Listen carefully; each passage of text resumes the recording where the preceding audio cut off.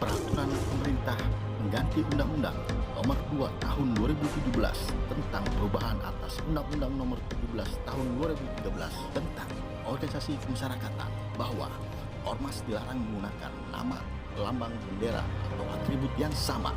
dengan nama, lambang bendera atau atribut lembaga pemerintahan, menggunakan dengan tanpa izin nama, lambang bendera negara lain atau lembaga badan internasional menjadi nama, lambang atau bendera ormas,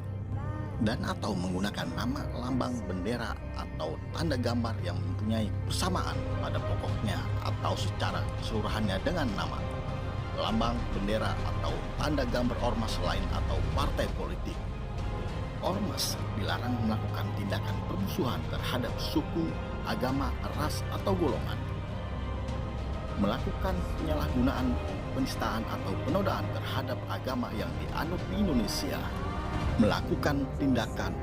kekerasan, mengganggu ketentraman dan ketertiban umum atau merusak fasilitas umum dan fasilitas sosial,